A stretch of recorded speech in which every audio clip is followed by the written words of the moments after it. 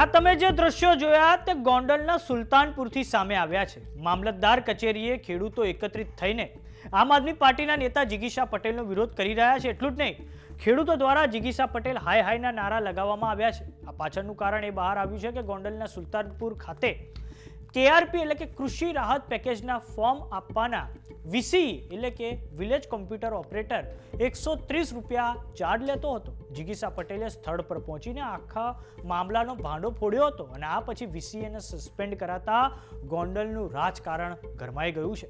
નમસ્કાર, જમાવટ સાથે હું છું પાર્થ।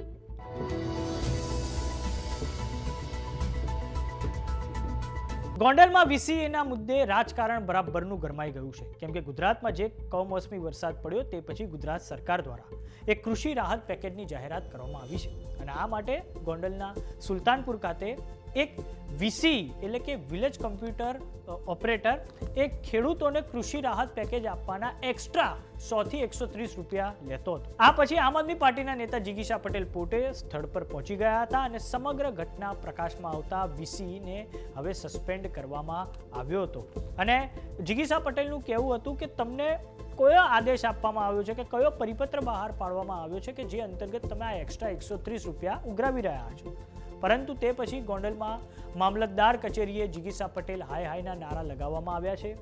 વીસી સામે કાર્યવાહી ના કરવા માટે ગામ લોકોએ આવેદનપત્ર આપ્યું છે। એટલું જ નહીં, ખેડૂતો દ્વારા સુલતાનપુર બંધની ચીમકી ઉચ્ચારવામાં આવી છે। ખેડૂતોનું કહેવું છે કે છેલ્લા 24 કલાકથી કૃષિ રાહત પેકેજના ફોર્મ ભરાવાના તો બંધ છે, જો કોઈ સહાય નહીં મળે તો તેની સંપૂર્ણ જવાબદારી જિગીશા પટેલની રહેશે। તો આ જુઓ દ્રશ્યો કે જે ગોંડલના સુલતાનપુરથી સામે આવ્યા છે। જય જવાન, જય કિસાન, જય જવાન, જય કિસાન। જિગીશા પટેલ હાય હાય, જિગીશા પટેલ હાય હાય, જિગીશા પટેલ હાય હાય। જય જવાન, જય કિસાન, જય જવાન, જય કિસાન, જય જવાન, જય કિસાન।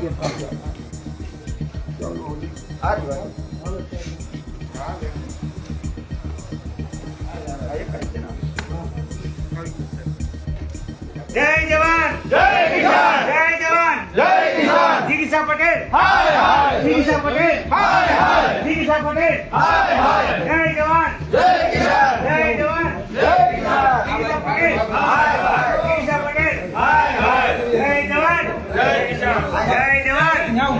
આમને કાકો ભાઈ આ સાઈડ બોલી જય જવાન, જય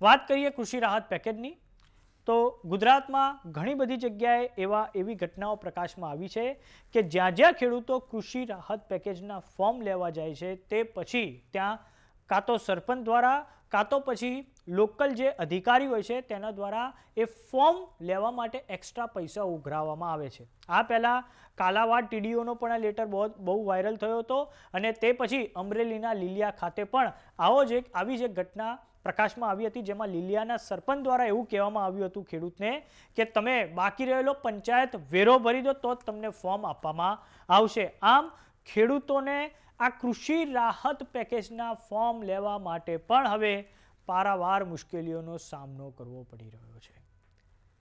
તો આ બાબતે તમારું શું માનવું છે? ગોંડલના સુલતાનપુરે જે ઘટના બની છે, ખેડૂતો દ્વારા જે વિરોધ નોંધાવવામાં આવ્યો છે જિગીસા પટેલનો, તેને લઈને અમને કોમેન્ટ બોક્સમાં લખીને જરૂર જણાવો. જો તમે અમને યુટ્યુબ પર જોઈ રહ્યા તો સબસ્ક્રાઇબ કરો, જો તમે અમને ઇન્સ્ટાગ્રામ અને ફેસબુક પર જોઈ રહ્યા તો ફોલો કરો. સાથે જ અમારી વોટ્સઅપ ચેનલ આવી ગઈ છે, જોઈન કરવાનું ના ભૂલતા. નમસ્કાર.